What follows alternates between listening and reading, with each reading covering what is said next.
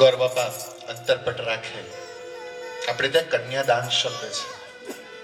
મને કોઈ બહુ ભણેલા ગણેલાનો પેલો ઉભરો હોય ને, એવા એક વ્યક્તિએ મને પૂછ્યું હતું કે કન્યા તો કઈ દાન કરવાની વસ્તુ છે, કન્યાદાન આવું કેમ? કન્યાદાન એવું કેમ બોલવાનું? કન્યા કઈ દાન કરવાની ચીજ છે. એનો અર્થ આપણે સમજવાનો છે. આપણી સનાતન સંસ્કૃતિમાં વરરાજાને એ દિવસે વિષ્ણુ માનવામાં આવે છે અને જે કન્યાના લગ્ન હોય એને લક્ષ્મી માનવામાં આવે છે અને લક્ષ્મી નારાયણને આપીએ છીએ, લક્ષ્મી વિષ્ણુને આપીએ છીએ. એટલા માટે આપણે આપણી દીકરીને લક્ષ્મી માનીએ છીએ અને લક્ષ્મી નારાયણ સિવાય કોઈને ન હોય એટલે આપણે ત્યાં કન્યાદાન શબ્દ છે. વરરાજાને નારાયણ માનીએ છીએ અને દીકરીને લક્ષ્મી કહીએ છીએ એટલે કન્યાદાન શબ્દ છે.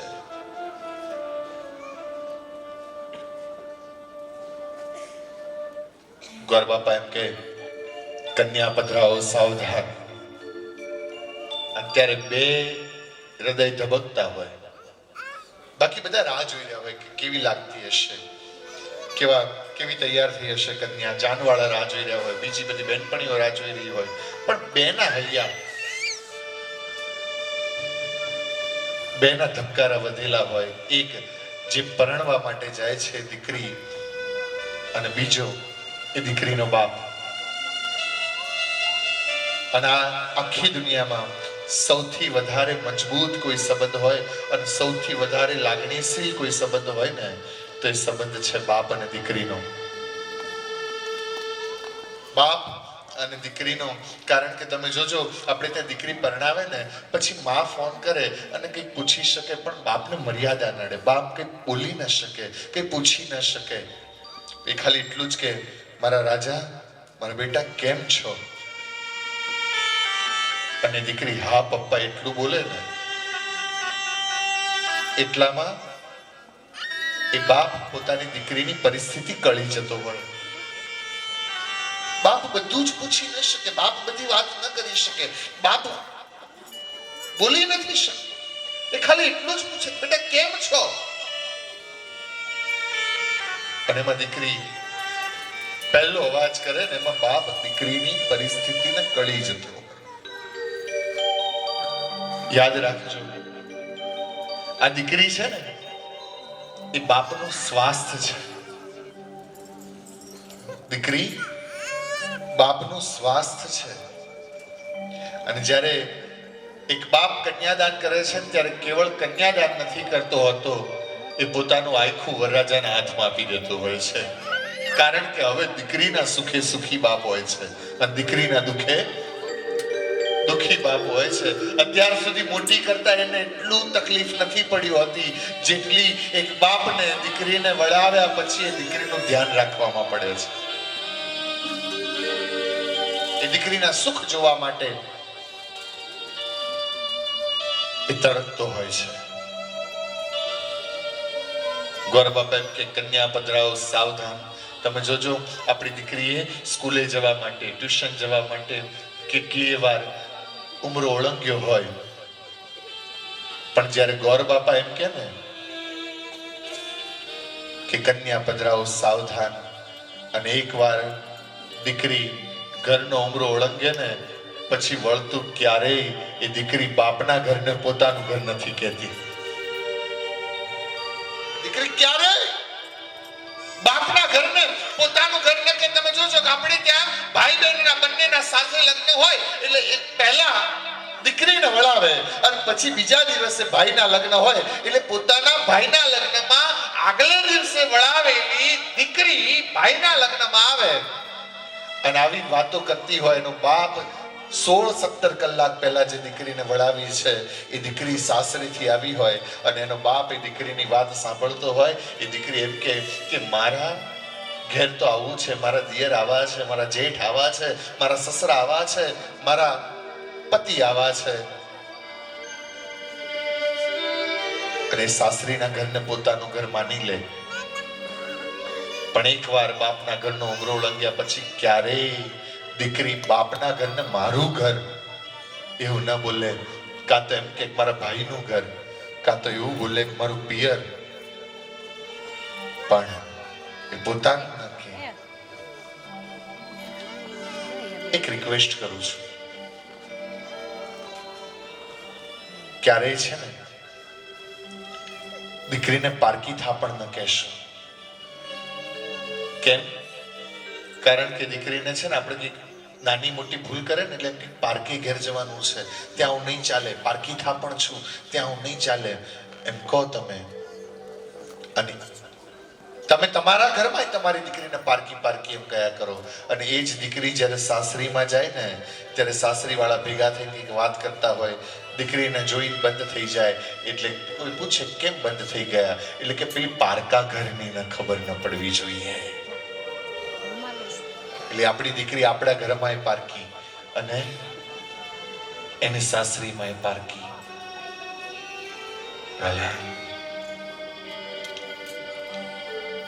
કન્યા પધરાવો, સાવધાન. એમ થાય દીકરી ચોરીમાં આવતી હોય, કન્યાદાન આપવા બેઠેલો બાપ દીકરીની સામું જોઈ અને આંસુડા છુપાવતો હોય.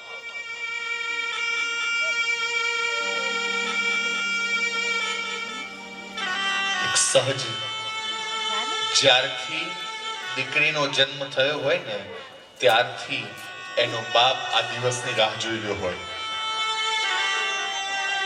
આ દિવસની રાહ, આ દિવસની ચિંતા. જે દિવસ એને ખબર પડે કે દીકરીનો બાપ બન્યો છું, એ દિવસ એને આ દિવસની ચિંતા હોય. नाज़ों से तुझे पाला मैंने, कलियों की तरह, फूलों की तरह, बचपन में झुलाया है तुझको, बाहों ने मेरी झूले की तरह, मेरे बाग की नाजुक डाली, तुझे हर पल नई बहार मिले, महके की कभी ना याद आए, ससुराल में इतना प्यार मिले. એક દીકરી અમેરિકાથી આવી 4-5 વર્ષ પછી. એના પતિના ધંધાકીય કામકાજ માટે આવી છે. એનો પતિ આવ્યા છે, બહુ થોડો સમય છે, જલ્દી પાછા જવાનું છે. એરપોર્ટ થી ગાડીમાં બેઠા, ગાડી લઈ અને ગામનો રસ્તો હતો, એ જગ્યા પર ત્યાં જવાનું હતું, પહોંચવાનું હતું. જે રસ્તા પર જવાનું હતું એ જ રસ્તામાં આ દીકરીના બાપનું ઘર હતું. એણે એના પતિને કહ્યું કે 4 વર્ષ 5 વર્ષ પછી આવ્યા છીએ, મારા બાપા અહીંયા જ રહે છે, તમે કહો તો એક 15-20 મિનિટ મળતા જઈએ. એના પતિએ હા પાડી. મોંઘી દાટ ગાડી છે, ગામડામાં આવી. દીકરીને ગામડાના બધા જ રસ્તા ગલીએ ગલીએ યાદ હતા. ઘર આગળ ગાડી ઊભી રહી, દરવાજાને તાળું હતું. દીકરી ગાડીમાંથી નીચે ઉતરી, આજુબાજુ વાળાને પૂછવા લાગી મારા બાપા ક્યાં, મારા પપ્પા ક્યાં. અને કોઈ કીધું બેટા તું આવવાની હતી, કીધું હોત તો ખેતરમાં કામ કરવા ગયા હશે. એટલે દીકરીએ ખેતર જોયેલું હતું. ગાડીમાં બેઠી ડ્રાઈવરને રસ્તો બતાવતા બતાવતા ઝડપથી ખેતરમાં ગાડી ઊભી રાખી. ખેતરના રસ્તે ગાડી ઊભી રહી છે. આવી ગાડીને જોઈ એનો બાપ ખેતરમાં કંઈક કામ કરતો હતો, ઊભો થયો. કોની ગાડી હશે, કોણ હશે એમ કરતો આમ જોતો હતો. અને એમાંથી દીકરી નીચે ઉતરી. દીકરીએ બાપને જઈને ભેટે છે. બાપે દીકરીને જોઈ હરખાયો. બેટા ઘેર ચલ, જલ્દી ચલ, આપણે ઘેર જઈએ એમ કહ્યું. દીકરીએ કહ્યું, પિતાજી સમય નથી, મારે જલ્દી જવાનું છે, બહુ ઉતાવળમાં છીએ, હું પછી આવીશ એમ કરી અને દીકરી બાપને પગે લાગે છે. જમાઈએ પ્રણામ કર્યા અને બંને જણા ગાડીમાં બેઠા.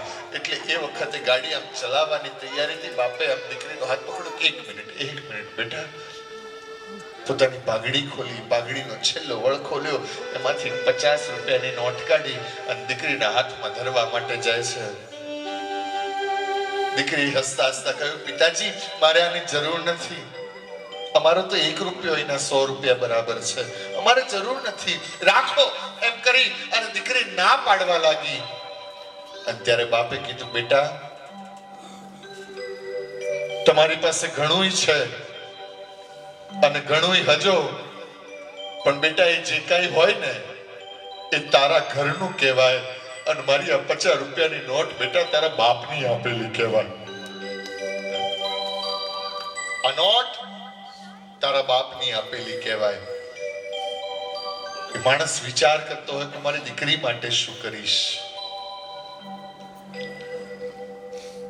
આપણે ત્યાં હસ્તમેળાપનો રિવાજ છે.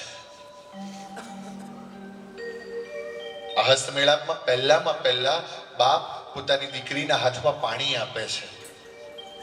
બંનેના હાથમાં પાણી આપે.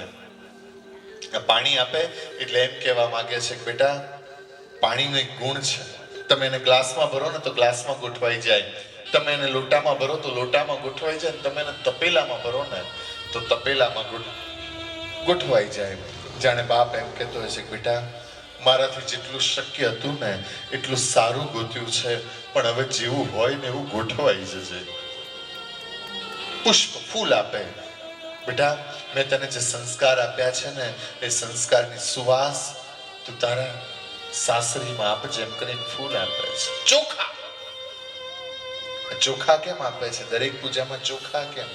સાંભળજો, કારણ કે ચોખા છે ચોખા. તમે છે ને મગને તોડો ને તો મગનો બહારનો રંગ અલગ હોય, અંદરનો રંગ અલગ હોય. દળો ને એટલે રંગ બદલાઈ જાય. ઘઉંનો બહારનો રંગ અલગ હોય, અંદરનો રંગ અલગ હોય. દળો એટલે રંગ બદલાઈ જાય. બીજા કોઈ પણ ધાનનો બહારનો રંગ અલગ હોય, અંદરનો રંગ અલગ હોય. એને દળો એટલે રંગ બદલાઈ જાય. પણ એકમાત્ર ચોખા એવા છે કે એને તમે કાપો ને તો બહારનો રંગ એ જ, અંદરનો રંગ એ જ, અને કદાચ દળી નાખો ને તો એ રંગ તો એનો એ જ. એમ જાણે બાપ પોતાની દીકરીને એમ કહે છે કે બેટા ચારિત્ર આ ચોખા જેવું ચોખ્ખું રાખજે.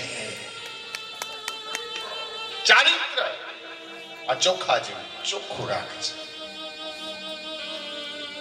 અને પછી હસ્તમેળાપ આપણે ત્યાં થાય કે મારી લાડકડીનો હાથ હે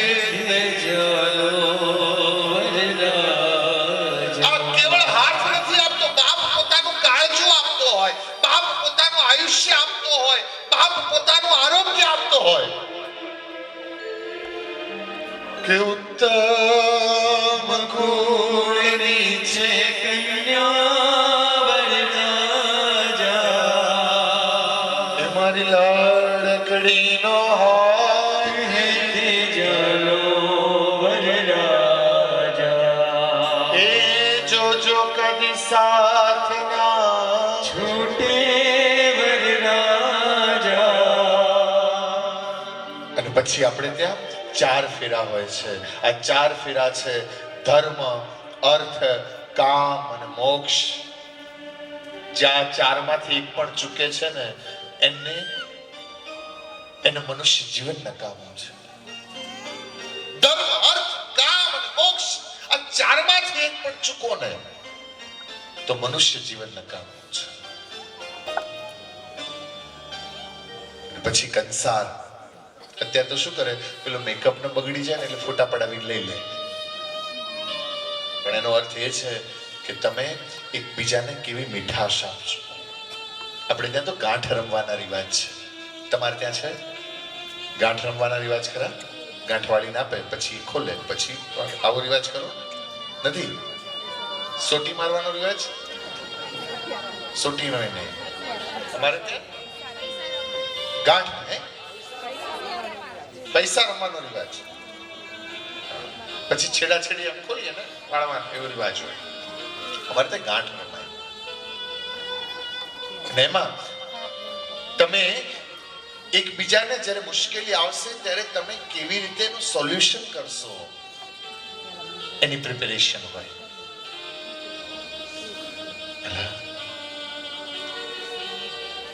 કંસાર એકબીજાને તમે કેવી રીતે મીઠાશ આપશો, એકબીજાને કેવી રીતે સમજશો. સપ્તપદીની 7 સોગંદો છે. પહેલું પગલું અન્ન માટે. અને ક્યારેક જિંદગીમાં જો સફળ થવું હોય ને તો તમે ભલે અત્યાર સુધી ના વાંચ્યું હોય પણ સપ્તપદીની 7 સોગંદો વાંચી લેવી અને એ જ પ્રમાણે જીવન જીવવું. તમને હેલ્થ, વેલ્થ આ બધું જ મળતા કોઈ નહીં રોકી શકે. તમને ફાઇનાન્શિયલી ફિટ થવું છે, સપ્તપદીની 7 સોગંદો પ્રમાણે તમારું દાંપત્ય જીવન બનાવો. તમારે હેલ્ધી લાઈફ જીવવી છે, સપ્તપદીની 7 સોગંદ પ્રમાણે તમારી જિંદગી બનાવો. તમારે સોશિયલી બહુ ઉપર આવવું છે, તમે સપ્તપદીની 7 સોગંદ પ્રમાણે જીવન જીવો. તમારે બહુ મોટો દરજ્જો જોઈએ છે, સપ્તપદીની 7 સોગંદ પ્રમાણે દાંપત્ય જીવન બનાવો. અને જે સપ્તપદીની 7 સોગંદ પ્રમાણે દાંપત્ય જીવન જીવે છે એને ક્યારેય કોઈ મુશ્કેલી નડતી નથી.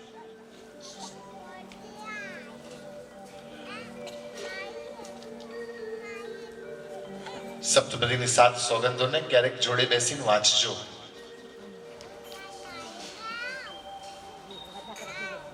હું તો કહું છું સગાઈ થાય ને એટલે પહેલું ડિસ્કશન આ સપ્તપદીની 7 સોગંદ પર થવું જોઈએ અને એને વાંચજો.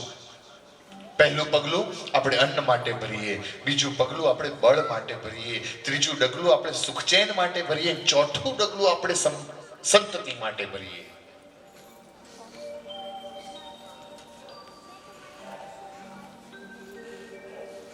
બહુ બેઝિક થી માંડી અને છેક આધ્યાત્મની ટોચ સુધીની શિખામણ આ સપ્તપદીની 7 સોગંદમાં છે. આપણી મુશ્કેલી એ છે કે આપણું ધ્યાન ચિત્રગુપ્તમાં હોય. સમજાય છે ચિત્રગુપ્ત એટલે? એ કે મહારાજ ફોટા ફોટા ફોટા ફોટા ફોટા ઘણાએ તો 4 આલ્બમ ભેગા કર્યા છે. સમજાય છે? અમારે એક ભાઈ મળ્યો મને કે મેં 8 આલ્બમ ભેગા કર્યા ને હવે 9મો કરવાનો છે. સમજાય છે ને? 8 વાર લગ્ન કર્યા. બોલો હવે આને શું કહેવું? અને વિચારવાનું એ છે કે ઘણાને એકે નથી મળતી. ઘણા તો એટલી હદે કુંવારા હોય.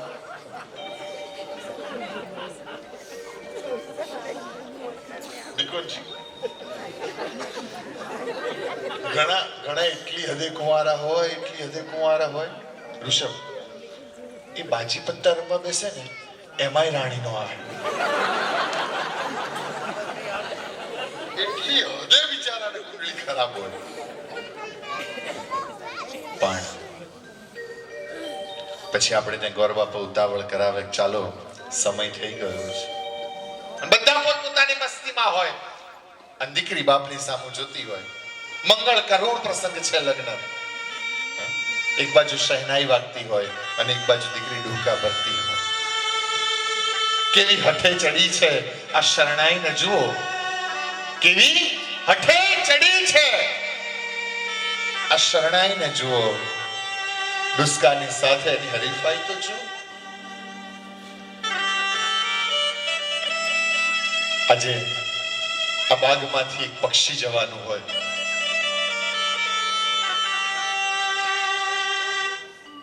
કે દાદાને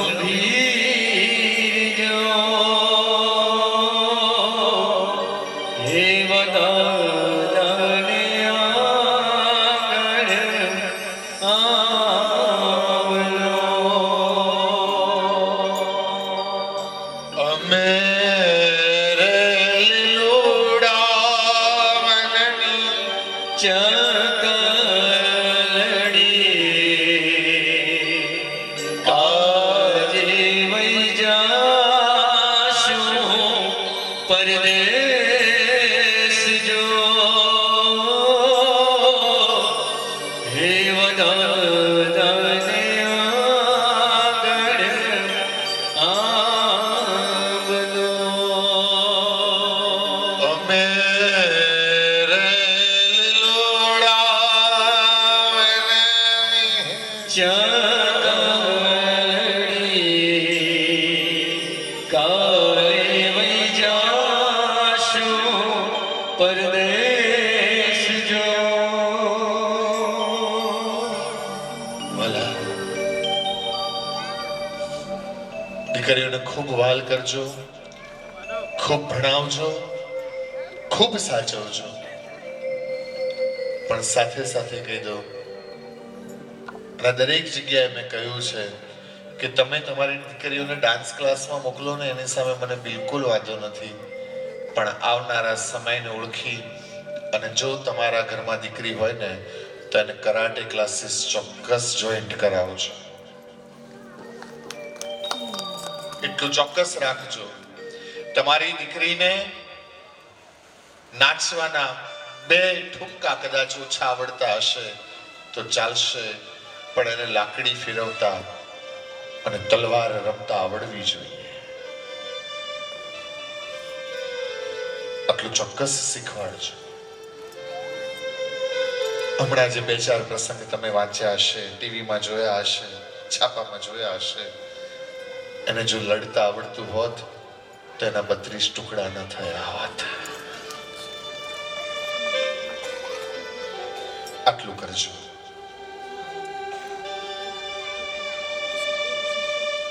કે કાળ જાકે રોકટ કો મારા એ ગાંઠથી છૂટી ગયો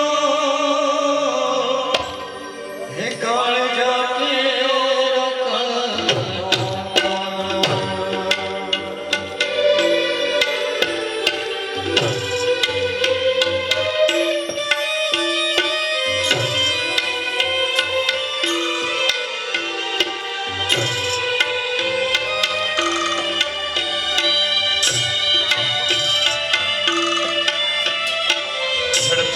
આરતી માટેની તૈયારી કરતા જજો. આરતીની તૈયારી કરતા જજો.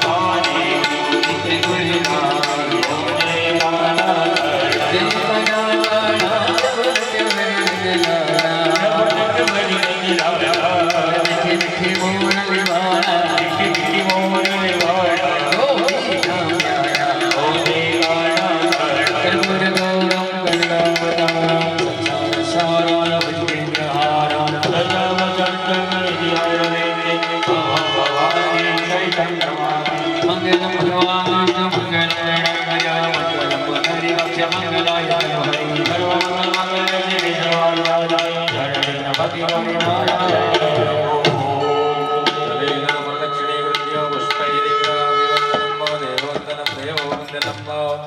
હસ્તે નદી બધા અભિવંદનમાં ભગવાનને આરતી આપો, જાતે આરતી લઈ લો. બે હાથ જોડી ભગવાનને વંદન કરો. આકાશાત પરિતમ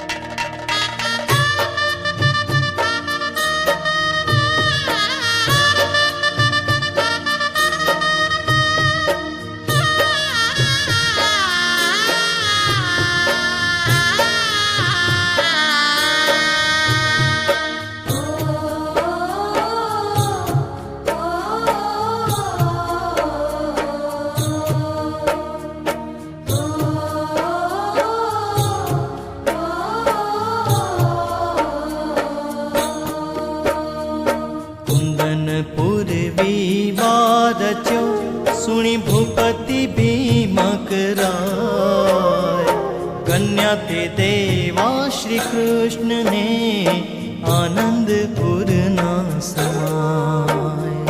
कुंदनपुर विवाह रच्यो, सुनी भूपति भीमक राय, कन्या ते देवा श्री कृष्ण ने आनंदपुर न समाय।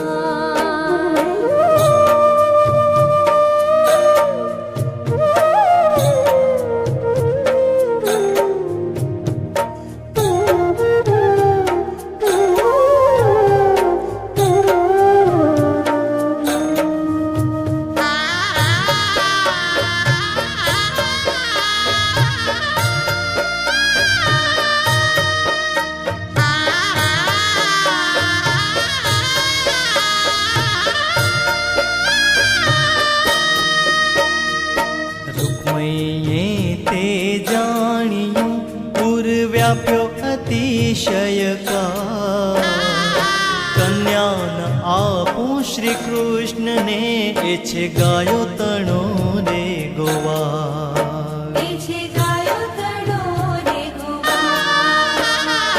कुंदनपुर विवाह रच्यो, सुनी भूपति भीमक राय, कन्या ते देवा श्री कृष्ण ने आनंदपुर ना समाय।